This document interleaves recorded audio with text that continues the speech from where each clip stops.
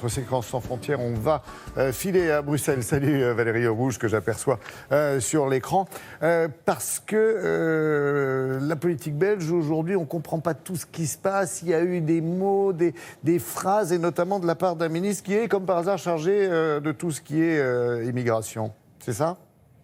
Oui, bonjour Laurent, bonjour à tous. Effectivement, tout le monde le connaît ici parce qu'il provoque souvent, parce qu'il dérape parfois, mais il assume tout. Donc soit on le déteste, soit on l'adore, mais ce qui est sûr, c'est que tout le monde connaît Theo Franken. C'est son nom, pourtant il n'est que secrétaire d'État, mais effectivement, quel portefeuille?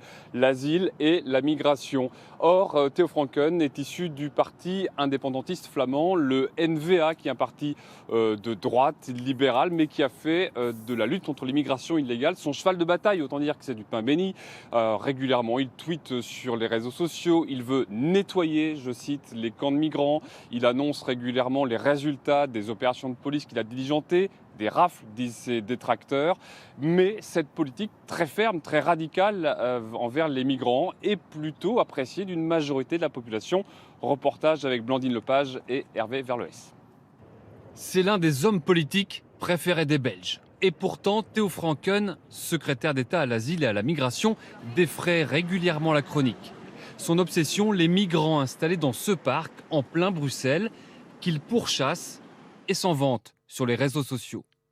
Ce matin, 14 personnes ont été arrêtées dans le parc Maximilien et 9 personnes à la gare du Nord, dont 3 déclarés mineurs. Hashtag nettoyé.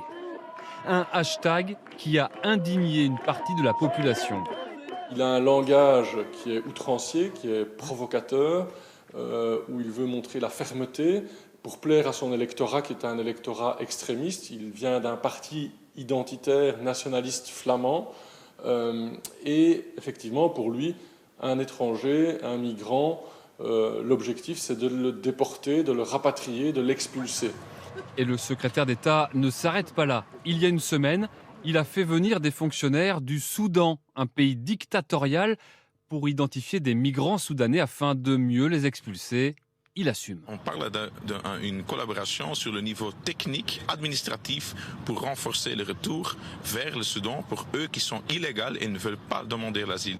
Et voilà comment les jeunes écologistes lui ont répondu. Un montage photo où Theo Franken est représenté en soldat allemand de la Seconde Guerre mondiale, qui a aussi scandalisé. Mais cette politique ferme est soutenue par le Premier ministre, car elle plaît. Depuis son entrée au gouvernement il y a 3 ans, la cote de popularité de Theo Franken n'a cessé de grimper. Justement, Valérie, j'ai lu que la Belgique demandait aux fonctionnaires soudanais d'identifier les leurs pour les expulser. C'est ce qui fait scandale, mais est-ce que c'est le seul pays à le faire ?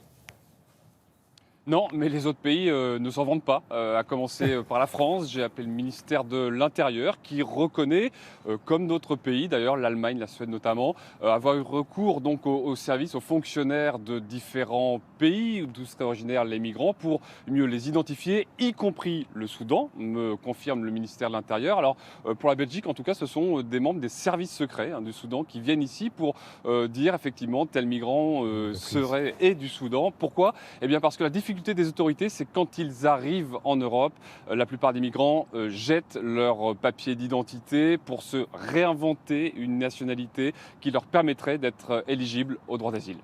Merci beaucoup Valérie, je vous souhaite comme d'habitude une très belle journée. J'ai l'impression qu'on aura le même temps à Bruxelles comme à Paris, à savoir c'est un peu brumeux, mais normalement il devrait faire beau. Bon, je vous souhaite pas de soleil en tout cas, pour l'instant, merci. ça ne se voit pas. À plus, salut.